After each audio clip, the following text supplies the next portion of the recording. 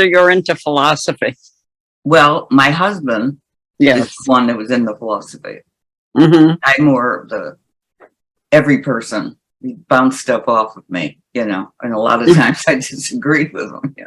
Yeah. Yeah. But he wanted to start a center for the study of the great ideas with Mortimer Adler. Mm-hmm. Okay. And that was his mentor because when he was becoming an architect, his boss took him to a great books meeting.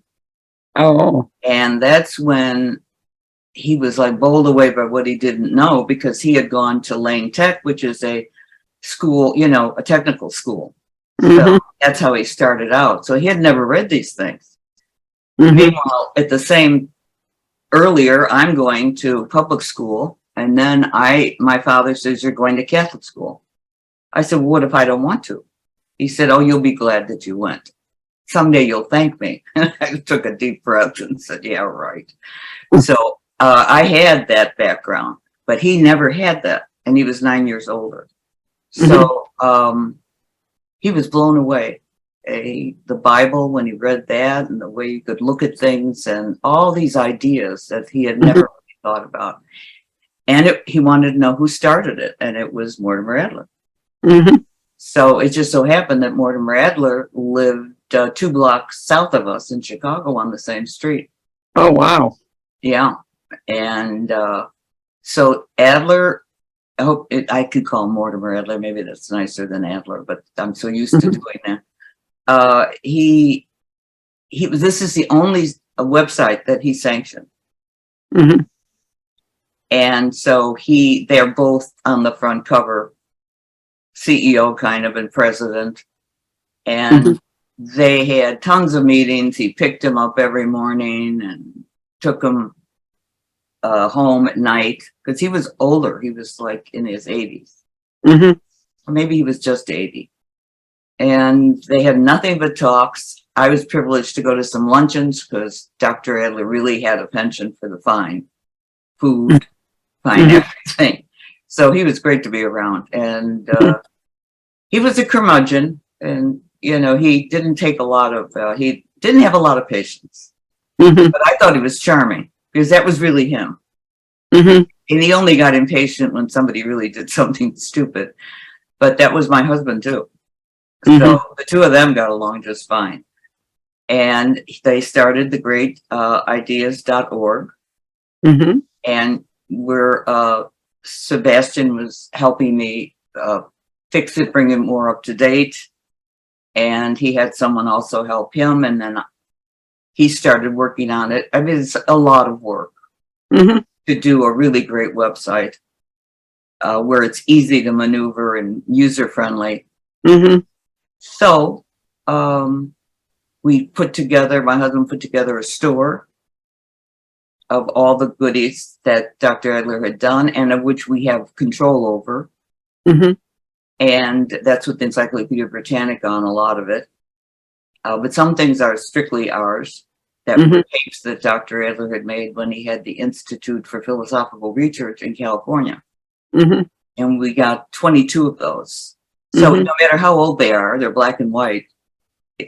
They're still informative, and just as if they were more modern. Doesn't matter. Yeah. So that's how I got involved. My husband, we worked together a lot. We could work together easily, it was very easy to set that up. He was the boss, and I was under him. Sure. So I helped him, and that's how it began. And now, you know, he passed away in 2017, and Dr. Adley was gone in 2002. And he had moved to California for his wife, because that's where she was from, and she wanted to end her life up there. And then I lost my husband in 2017 and inherited all this good stuff, which of course he knew a million times more than I knew about everything. He'd read all of his books and everything, and Aristotle and all that. But so that was my job. Mm-hmm. What happened? Sounds like it might have been your life project. Yeah, it was okay as long as he was there. Yeah. But the involvement, Yeah. when that's your dream, Mm-hmm. you are extremely involved. And there were times, I will be honest, that it was too involved. It got too heavy. Sometimes he'd wake up in the middle of the night and he'd say, let's have a meeting. Oh. So we'd go in the den and he'd be looking at me and then he'd bring up some subject that he wanted to discuss. And I said, okay, we'll see what happens. But it was usually a subject that we disagreed on. So it's like he couldn't sleep until he got some resolution, which probably happened so that I could go to sleep. Yep. But he was a very interesting man. Dr. Adler was very interesting. You could sit and talk to both of them about so many things. And I really had a fondness for Dr. Adler. I really did. I talked to him about other things, movies. I didn't talk to him about philosophy. Yeah. Because it was enough. He liked other things too. He loved movies and good food. Good. So he would ask me questions. Did you see that movie? I wasn't quite sure what happened. I said, oh, well, sit down, I'll tell you. So we threw seminars for him as well. And the last one was at the Cultural Center, which was very full, very successful. And he was having a little bit of trouble by then in speaking clearly. So my husband was up there speaking, would reiterate sometimes if he couldn't hear something. Right. His mind was fine all the way through. Yeah, they were like two peas in a pod. Sometimes people are meant to meet, I think, when that's. Yeah. He was blown away. He told me all about it. Of course, I had read those things because I had a liberal arts education. And then I went to Sacred Heart in Lake Forest here. It was named BARAT, B-A-R-A-T. It's a French order. And I love French. And my father gave me 3 choices. So I took Lake Forest. I'm not too dumb. So because the others I wanted to get away. It was a little bit of space between us. And I'm not Catholic. I was Greek Orthodox, still am. And but I love the nuns. I love their dedication, and I never met a bad one. And we had to take religion. I think there were 4 Greeks. We had to take religion because they said, I love their rationalization. If we didn't take that religion course, then we would have an advantage in study hall over the other Catholic girls who had to take it. I said, well, that's pretty good, I've got to say. I didn't mind it. I actually liked it. And I had certain questions, and sometimes they liked my questions. And, to throw in the differences, there are differences. I'm sorry, you said you were Orthodox. What kind of Orthodox? Greek Orthodox. Oh, okay. Yeah. Yeah, one of my best friends is in an Eastern order, not Orthodox, just an Eastern Rite of Catholicism. And I've never seen such beauty. When you look at the actual, the actual Eucharist, the Eucharistic celebration, it's amazing to me. What they wear, how everything is like perfect, and beautiful. You mean when you take confession and then have the Eucharist after? No, I mean watching the actual liturgy. Yes, it is beautiful. Yeah, the actual liturgy is beautiful and rich. It reminds me of like something that would be done in a king's palace. It's just rich and beautiful. And the icons too. I was married in the church over here. Where do you live? Now I live in Vermont. I've worked in Connecticut for many years, 27 years actually. And for much of that, I lived in Connecticut. And then when I remarried, we moved to Vermont. I still worked in Connecticut. I just go down and stay during the work days, you know. Mm-hmm. I'm a lifelong New Englander. Yeah, well, I think it's beautiful. We lived in upstate New York. That's as close as I got. Mm-hmm. But I loved it. I mean, because Chicago is not really very landscaped, if you know what I mean. It's flat. Yeah. Flat nothingness. And so Barrow, being up in Lake Forest with the moraines, it was beautiful up there. All the seasons were beautiful. Mm-hmm. And so again, I had mothers there. They were mothers. In my St. Thomas Aquinas High School.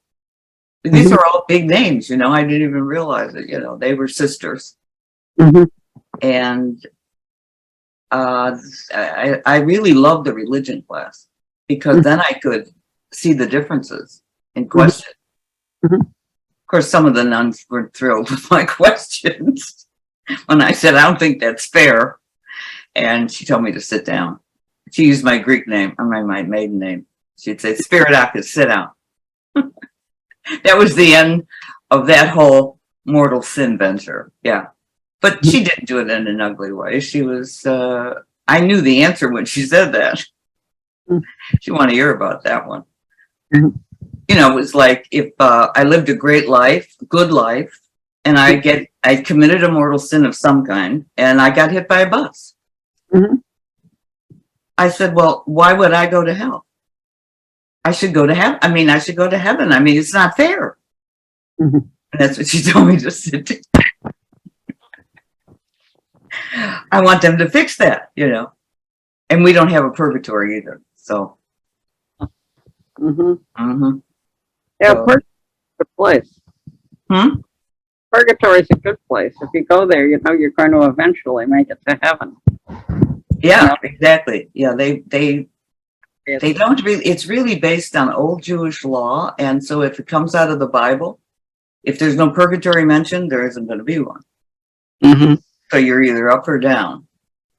And I say to Sebastian all the time, I say, you know, I think I've done the down part here. I want to do the up part the next place. I've had enough of the down. But, you know, I can see where you've had quite a, I remember reading your story on, maybe it was his website.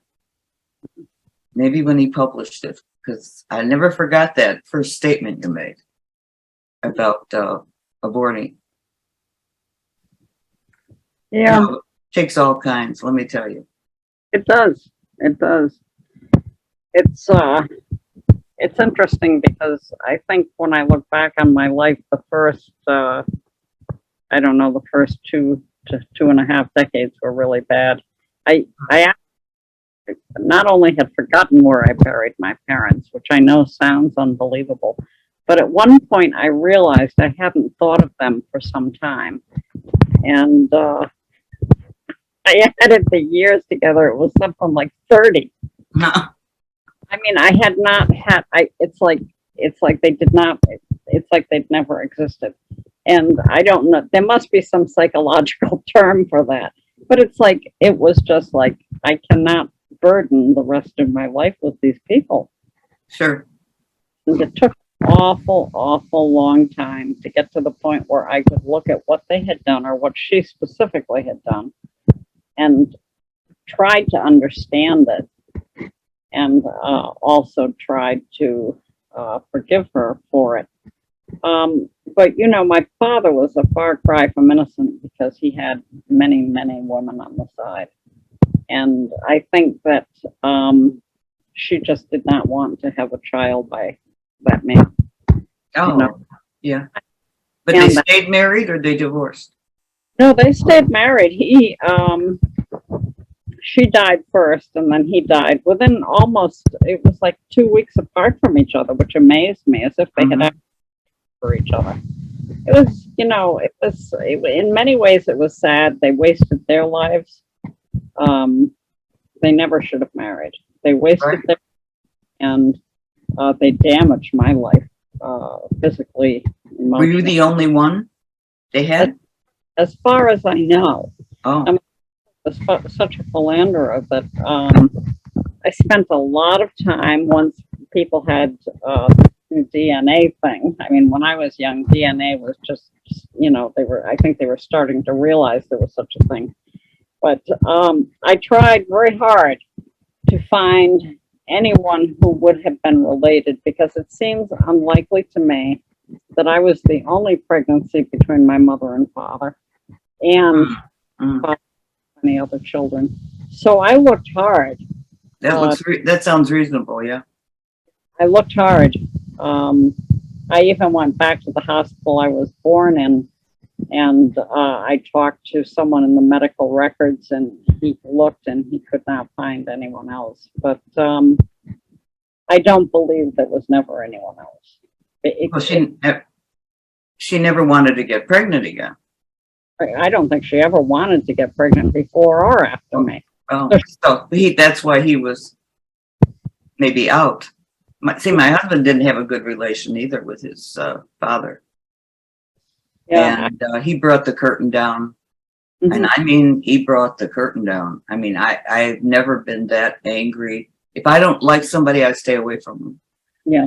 But he was dead when I say brought the curtain down.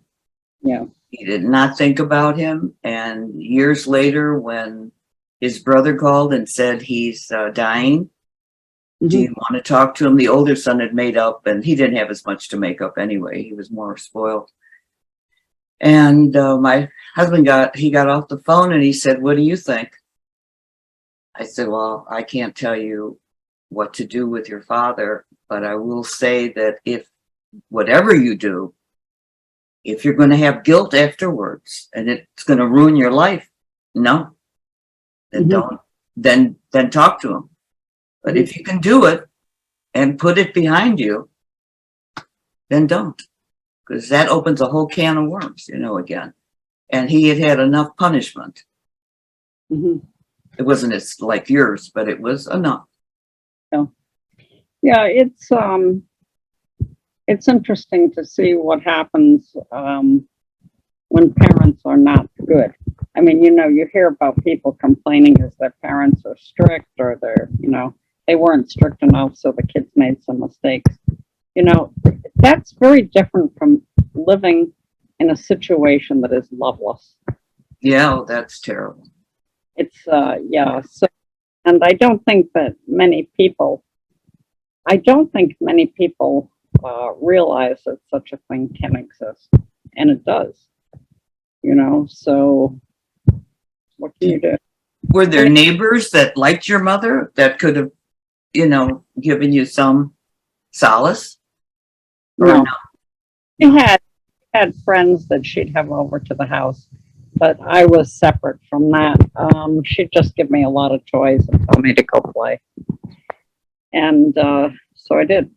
Oh, I wish I was there to defend, because my Greek temper, I would have taken her by the neck and said, "Now listen, better put on another face when you go out there." Well, the problem is that if you don't have the love for your children, you can't fake it. They'll know it. No, well, that's true. You can't fake it. It's true. So it's it's just it made me extraordinarily pro-life. Not like weird, but it's like, when I think of the number of babies, or for that matter, at the other end of life where someone is sick or old and they're either euthanized or they have physician-assisted suicide, and it's like, I'm thinking, do you not realize a person only gets one life? And if you take that away from them, there's nothing. No. Whether young, old, unborn, or anything else. And the other thing which fascinated me with the whole abortion issue, and I mean, people think with Roe v. Wade that when that came up, that, that really allowed many, many, many people to have abortions. And it's like, I've said to people, what do you think was going on before? they were having abortions, you know, and I had one of my students say, well, that's not true because we know that just before Roe v. Wade, people were stopping having abortions. So, how do you know that? And he said, less maternal deaths. And I said, no, that has nothing to do with abortion. That's with the fact that we had discovered blood transfusion and antibiotics, which are the two basic things that killed women for maternal mortality. Was with after abortion there would be infection or you would bleed to death. And it was like, you know, so people don't really realize this is not something new. You know, it's as old as there is civilization of any kind. Oh yeah, they had all kinds of ways. Yeah, yeah. What do you teach? What do you teach? I teach theology, Roman Catholic theology. I teach dogma, which is the dogma that I teach now is one and triune God in Christology. I have also taught marriage and theology of the body and Catholic social teaching. So you know, the moral theology, I'm able to bring more into the argument about life, you know, and you know, I mean, the students that I have obviously are pro-life. They're going to be priests or they're interested in Catholicism, but they need the arguments. When they go out, they can't look at somebody and say, well, you know, you have to be pro-life and not give anything else. You know, you got to have a little more than that, kid. You know, so, yeah, so those are the kinds of courses I've taught, for 27 years now. See, it makes you think. I was lucky to be raised with Jewish kids, so I had a good public school. Not like today. And I loved uniforms. Oh, was I happy. We had a 4-point blouse, and except I can't stand wool, but I had to wear an itchy green skirt and a green thing. But I loved wearing a uniform. Picking up the same clothes, they're perfect, you know. But I didn't like polishing my shoes, which had to be saddle shoes. Oh, those were terrible. Terrible. Yeah. And my mother would say, are you going to wear them like that? I said, well, they're just going to get like that again. So she would clean them. But it made you think. All these things were making you think. And, you know, I was raised in a house where a tradition was important, which I liked. And we had to fast and do all this stuff, you know. So it was very complimentary to my own home, where I wouldn't say they were a religious home because that connotates something a little different. God was there.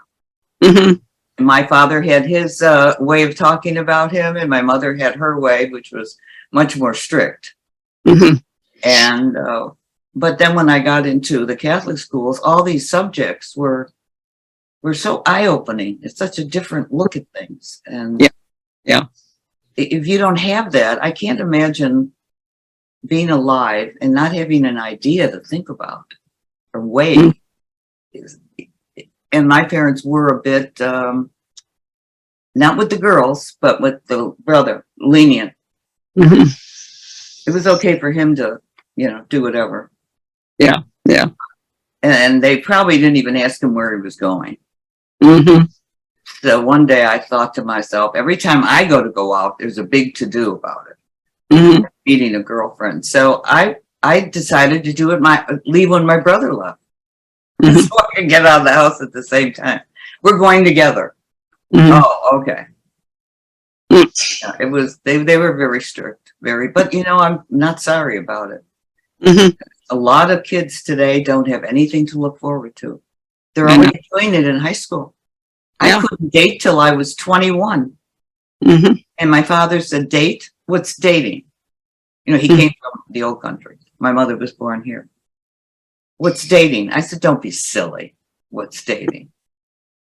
He said, don't bother with that. I said, well, that's not very realistic. No, it's. But that's was a different era. I mean, it really was. Oh, sure.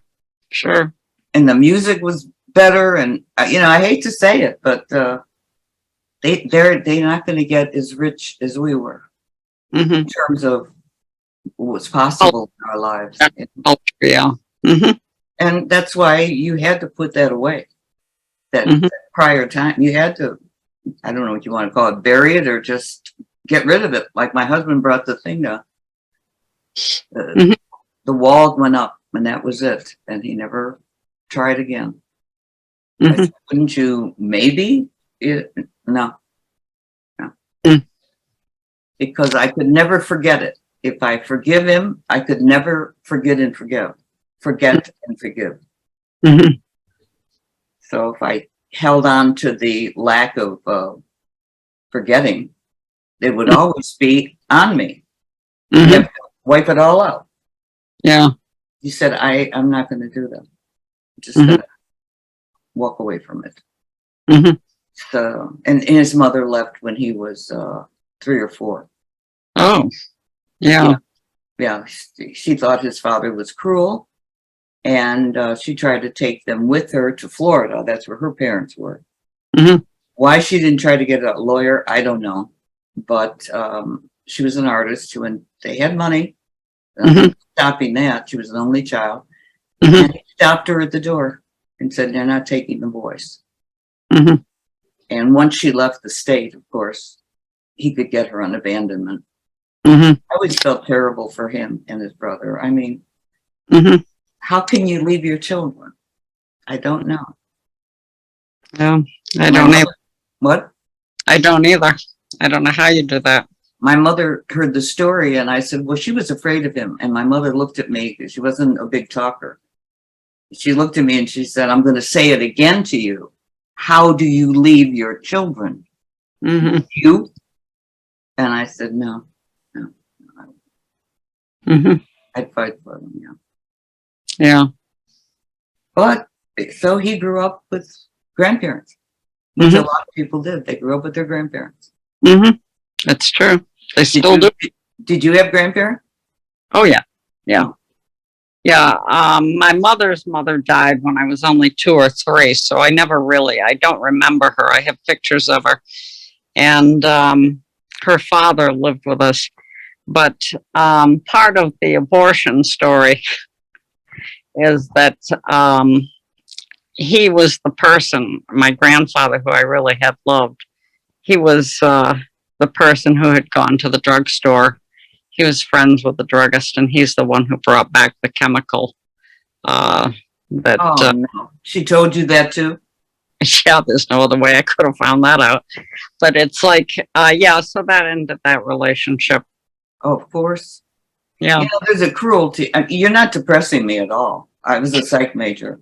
Yeah, it's really, you have to laugh that anybody could be that stupid. I mean, my mother, God love her. I hate to say that she was stupid, but she really was. Don't say it. I always say what I think. I do. I've been like that all my life. Well, I was just a kid, and this was when I realized she was stupid. I was coming down the stairs. We lived in the poor part of Providence, Rhode Island, and there were many different ethnic groups in that area. A lot of immigrants, a lot of very poor, some African Americans. And one day I came down the stairs I came down from the bedroom, and she said, "You let a black man touch you." And I knew no man had touched me, black or white. And I said, "No, I didn't." And she said, "Yes, you did. And I have proof." I said, "What do you mean?" I said, that never happened. And she said, "I just went to wash your slip and there was a black mark on it." And I was like, I could never take her serious. And when she said anything, because it was like, if you are Asian, yellow does not come off your hands. Exactly. If you are African American, black does not come off your hands, and white does not come off of ours. And she looked at me and she said, "Yes, you let a black man touch you," which in itself says, she was also a bigot. But, Today they'd have field day with her, yeah. Yeah. But, to say that, and I was standing there thinking, and I actually thought to myself, this woman is stupid. And she was. Yes. Very ignorant. Yeah. Yeah, it wasn't ignorant. She was just stupid. Oh, okay. Real difference there. It wasn't that obviously she did not know how to act with other people. She didn't know what she should or shouldn't say. And she never should have told me the story. My life is entirely different. But when you start thinking that skin color comes off of somebody's hand, that you got a problem. And she was washing how old were you at this time? I don't know, maybe 10. No. Had to have been at least 12 because I already knew she tried to abort me. 12 maybe. I wasn't that old. But it was like, from that point on, I really had trouble taking anything she said seriously. Sure. She was obviously not all that smart. I mean, she clearly was not even as smart as me, and I was only a kid. It's like, wow, that can't happen. Well, I remember asking Adler at one of our seminars in this cultural center. He had written a book that my husband had suggested to him, a philosophical dictionary. Because I said, sometimes, when I read philosophy, I read psychology easier. Sometimes philosophy I had to read and read over. Yeah. And my husband didn't have that problem, and Adler didn't have that problem. But I said, maybe it would help if he told Adler, maybe it would help if people knew how you define certain words. Oh, yeah. When they're reading your books, because I always have now a phone, I can look up a vocabulary. I always had a dictionary. And in the middle of this, somebody asked, do you feel that children could be born knowing things that they couldn't possibly have learned because they're too young, by 4 or 5 years old? And he said, yes, I think they can be born with certain inclinations to knowledge that nobody taught them. Where did it come from? Yeah. I've never believed in a tabula rasa for the brain. It's just not possible to be completely vacant until that first moment. And you rarely remember anything before 4.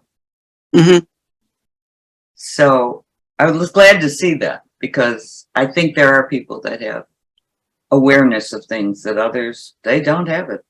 Yeah. In the same family, and they don't have it. Yeah. Yeah. Well, clearly, not everybody has the same IQ. Not everybody has the same kind of personality that's going to pursue education. And even if they do pursue education, I mean, I've met some smart people. I work with other doctors all the time. And it's like once in a while you'll run across someone who knows his subject matter inside out, but would have trouble getting out of a wet paper bag. Oh, yeah. I've seen that too. And it's like, I look at that and it's like, that's really weird. How can someone that smart not have that common sense? But it does happen. Common sense is the most uncommon. I see it all the time. I mean, I also work for a beauty company. I had started Chanel, but every time my husband started a business, I left it and went with him. He started a printing business. And I will tell you that I learned, it's such an education to deal with the public. It really should be a course. And if you don't tell people exactly, that's why I get so crazy with some of these people on websites. I said, when you make a website, don't you aim it at the person that's reading it and not for yourself? You already know what it says, but you should be making it so that the stranger can read it and go, oh, okay. Yeah, I get it. They don't do that. No, yeah. So I end up spending 2 hours or an hour trying to get through something. And then one day I woke up and I thought, no, I think they're the dummies. I'm not the dummy because I don't get their website. They made a lousy website. And I'm the smart one who said, this is stupid. Yeah. Yeah. And when I say that to them, a lot of them laugh because they already know. Yeah. And technology is moving so fast, which was when I introduced the center to Sebastian's group, but because faith and science are very close, you better watch both of them, because science without some kind of control is going to take us by the nose, and we're going to be out there accepting things we shouldn't, because they can make robots, they can put your thoughts into something else. Well, what do you want to implant something in me and say, is that all right? What are you going to base that on? I like it, I won't, or maybe I'll make a lot of money on the stock. What are you really doing to the person? Yeah. And there's so many people that just go, well, that's the way of the world. No, it isn't. No. That's what they want you to think. And the more technology, I read a quote, the less humanity. You still have to have that. You know, some kids said to me, well, you can't teach your children the way you were taught because the world's different. I said, no. You do teach the way I was taught, or the best part of it. Yeah. You don't judge how you're going to raise a child by what the world's doing out. The world's crazy. Yeah. So you still have to give them a firm basis where they're confident, where they can do things on their own. Because that just brings fear and anxiety. Yeah. And I said, so you're wrong. I should change the way I would teach somebody because the world says something. You're not going out means you're not going out. Yeah. You can't have a phone is what that means. Why should I let you have a phone? Because everybody else has one. Maybe their parents don't care about them. It's ruined so many. The phone itself. The reason I would want one was for safety. I never thought I'd use a phone or text somebody. I do like having a phone with me, just because, if I'm driving a long distance or something, you're also just being able to look for maps and things so that you don't get lost in a bad area. So to me, they have a lot of uses, but the problem is that some people, I think they start to think of them as, like a companion or something. Oh, they can never put them down. So they're in the elevator. Yeah. So I told this one guy, I said, that phones are not allowed on the elevator. And he looks at me and he said, well, I'm on a call. I said, well, you can finish your call, but you're not supposed to. I just wanted to see his reaction, and he was devastated. Yeah. You would have thought I pulled out a gun. Yeah. Yeah. But anyway, when we got off, I said I was just kidding. Yeah. Said, oh, you had me there for a minute. Depend on it like it was gold. Yeah. Yeah. I understand. Believe me. I love to hear a person's voice rather than email. Yeah. Well, I'll tell you, I do think that it's a good tool, and depending on how it's used, and certainly a lot of good can come from it through communication if people are doing the right thing and thinking right. But I think it's more powerful than people are really aware of. Because you're bombarded with ideas all day, every day. And I think at some point, for many people, if they hear the same idea 20 times or something, it's like, oh yeah, that's the truth. And it could be 100% wrong, So it's a good tool if it's used properly, but on the other hand, it can be very dangerous. Well, they drive with it. Oh, I've seen, I can't imagine. It's enough to watch the mirrors. Yeah. They said I had bad eyes. Yeah. Retina, and not macular, but just the retina, because it's not the way it should be, egg-wise. And so when I got my driver's license, the woman was Greek. So I thought, oh, thank you, God. Now we could get halfway there now. I could maybe get a driver's license. She had me reading something and I had a problem with the right eye. And she said, well, you did very well with the left eye, but I'm going to put down that you have to have a mirror on the right side of your car. And I looked at her and I said, I've always driven with a mirror on both sides. Are you telling me today they don't? You know, I felt like I fell out of the Christmas tree. She said, no, they don't. Are you serious? That's what she told me. I said, you have to mandate a mirror on the right? I thought that was normal. Yes, so did I. Yeah. If I can't look in the mirror on the right, I'm not going to drive anymore. I'll get killed. Well, that's what I told her. I said, no, you can't be telling me the truth. She did put it on my license. She must have a right-hand mirror.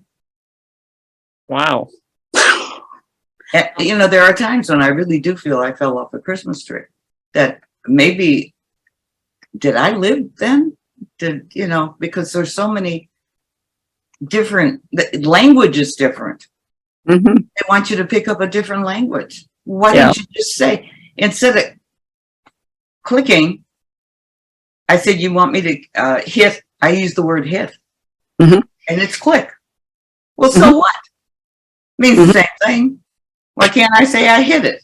You know, I hate to give it up. I hate to give up. Oh my. But worked. Yeah, yeah.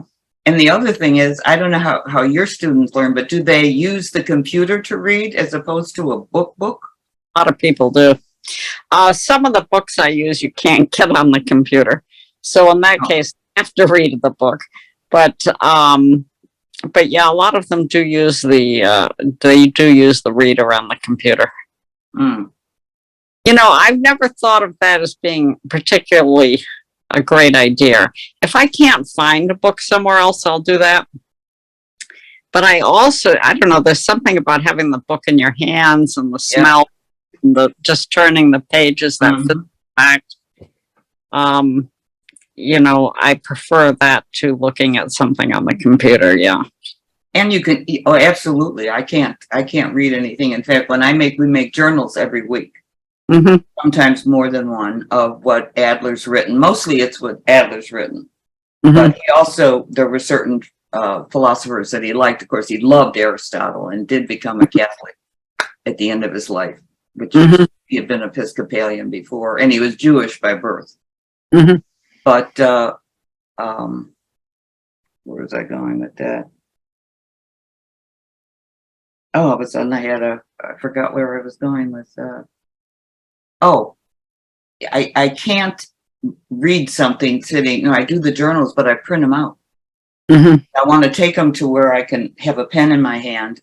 Yes. And read them and make maybe a note, because I can't read them on the TV, on the screen. Yeah. It goes in and out of my head. I want to see the print. It does. You know, that I've often thought that happens to me too. And I thought the reason it might be happening is because we associate a screen with entertainment. You know, like watch a movie or you watch the television, you know, we tend to think of something that's digital, that's on a screen, as being entertainment.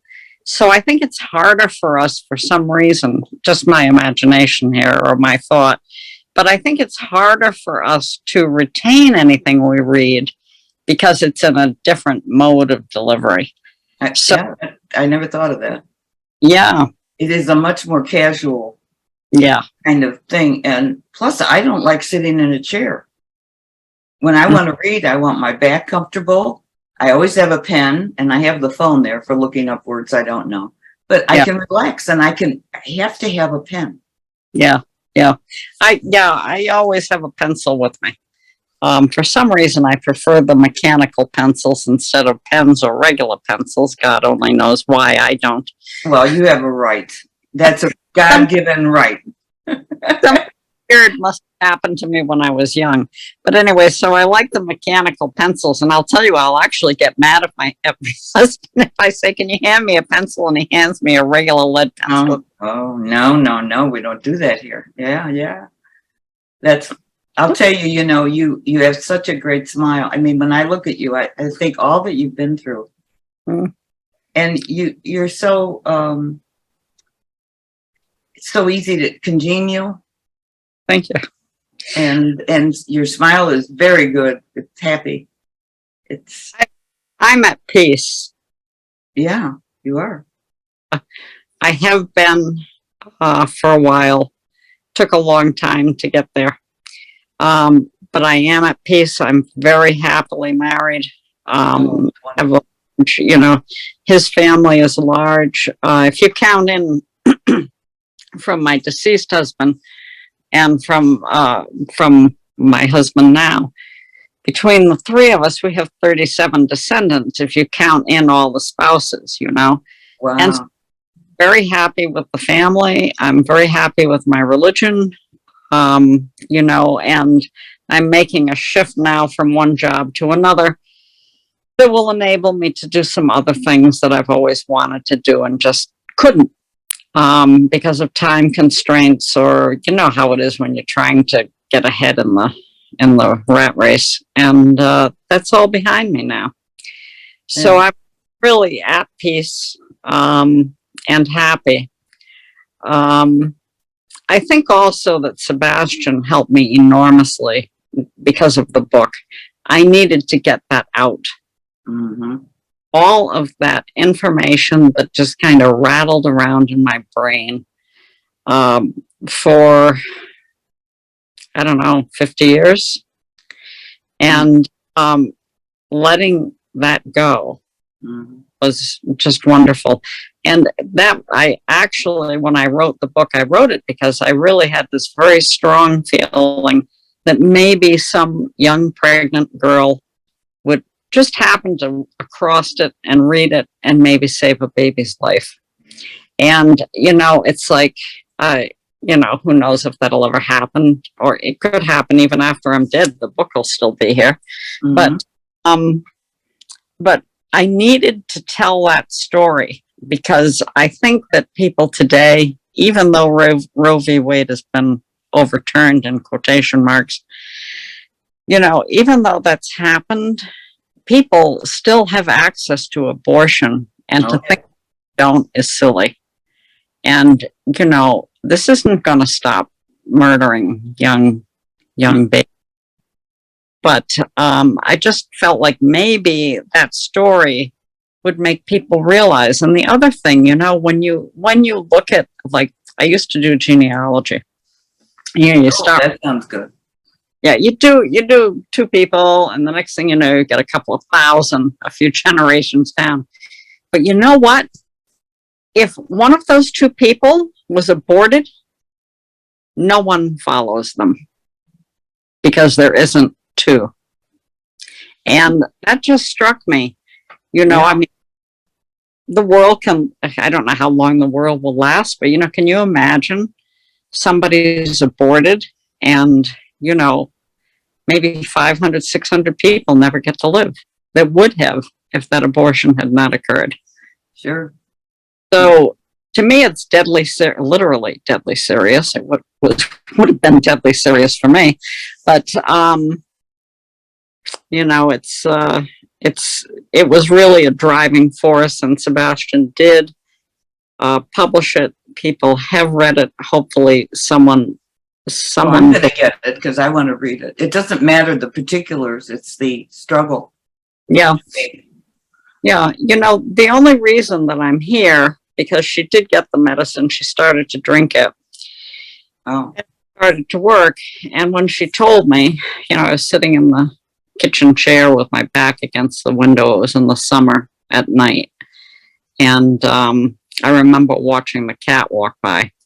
Anyway, so she told me, and I never really, I asked her one question. I didn't ask her why. But why she was doing this. I asked her, why did you stop taking the medicine? Yeah, I was going to ask you that.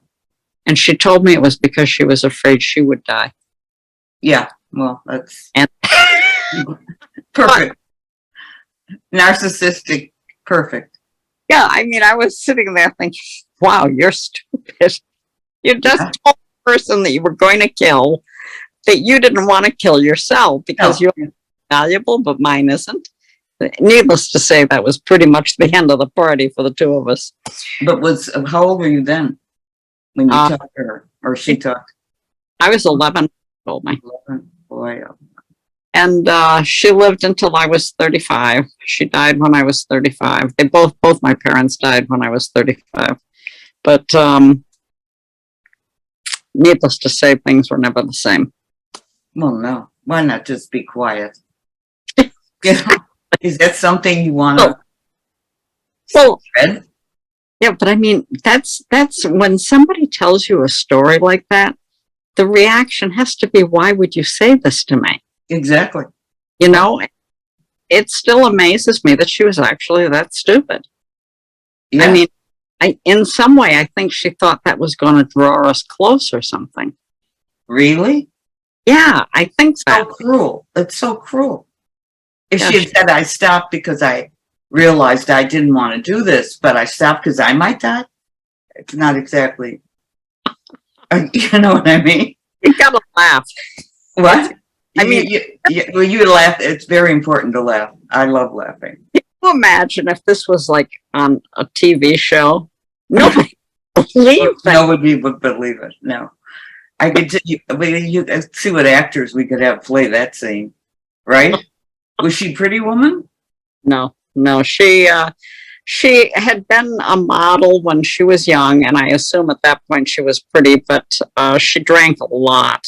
I mean, and then she started using, this is going to sound weird, but she started using hair dye. And when she used hair dye, she was like dyeing her hair every week to make sure that the white didn't show. I think she went white, like I went white at like 19, 20. And it's like, I'm not going to fight with that. You know, it's just too much white hair. Yeah, well, you can always dye, yeah. Yeah. But she dyed her hair. You mean she didn't want to look old?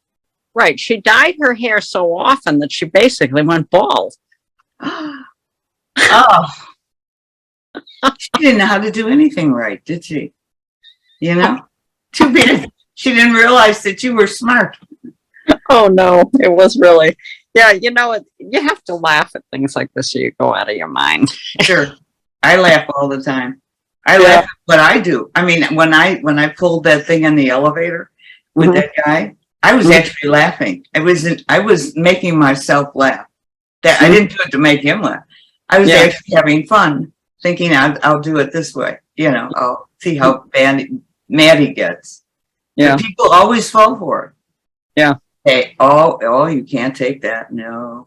But, you know, it's, she's really unbelievable. Mm-hmm. She's really, I can't imagine what her relation to her mother was.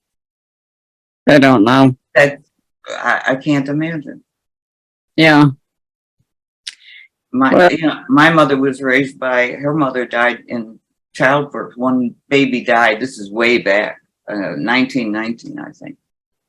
And one of the babies died inside and they didn't know it and it poisoned her. So she died. So she was, her father, who all the kids, there were 3 of them, loved. Mm-hmm. He was a very kind man, but he felt he couldn't take care of them. So he would let them stay with one aunt. You know, some of these Greek aunts are not to die for, believe me, but to die from, you know. And then there was the other ones, and they had to be cleaning, and they never wanted their father to have a bad report. And I saw it in my mother. A friend of mine mentioned it. She said, I know sometimes you think she's tough. She's a lot tougher than my father.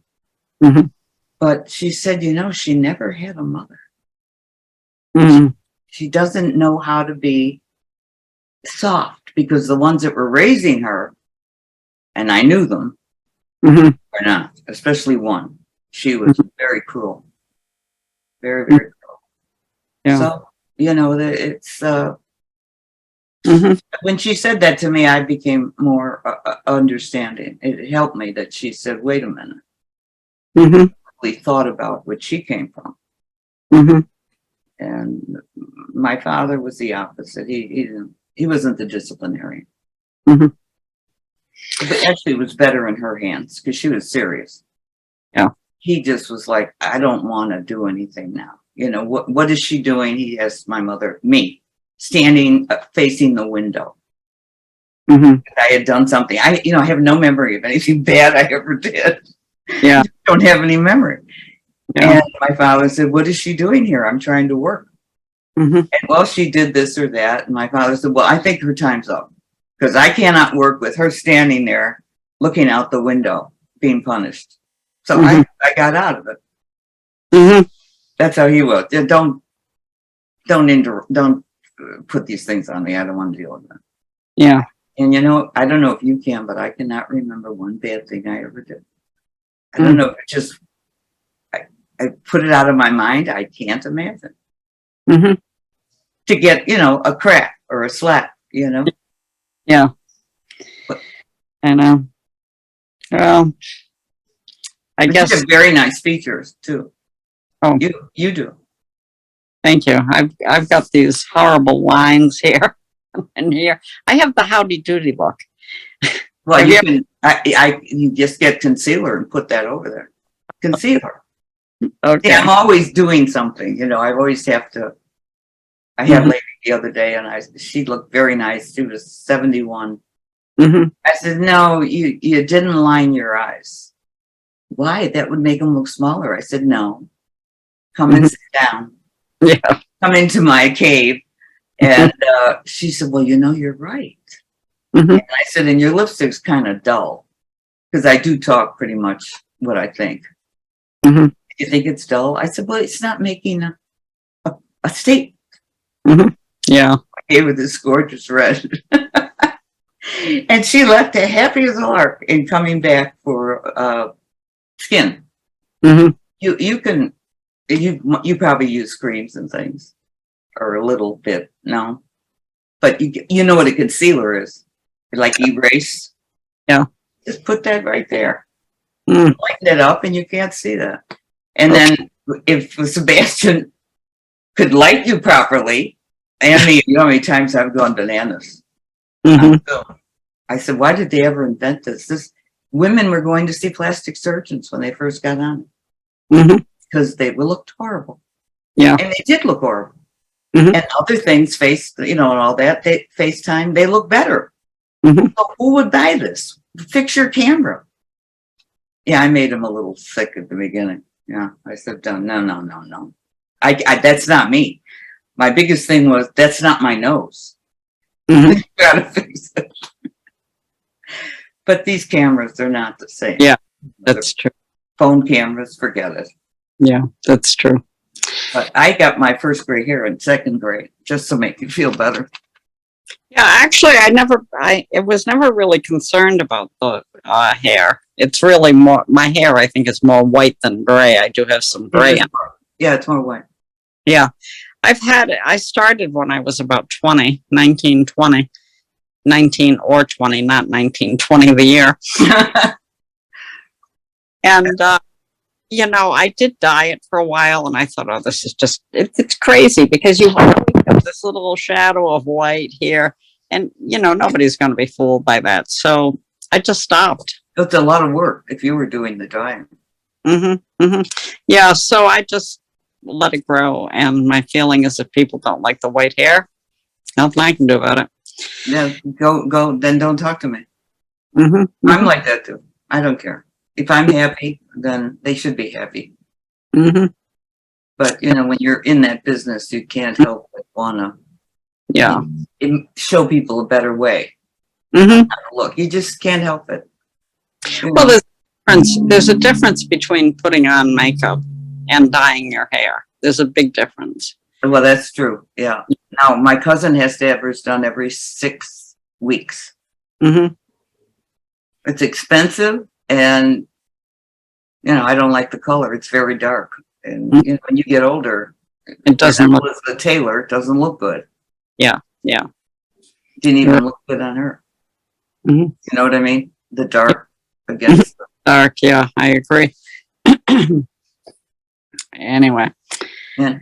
Well, the camera keeps moving. Are you aware of that? No, I wasn't.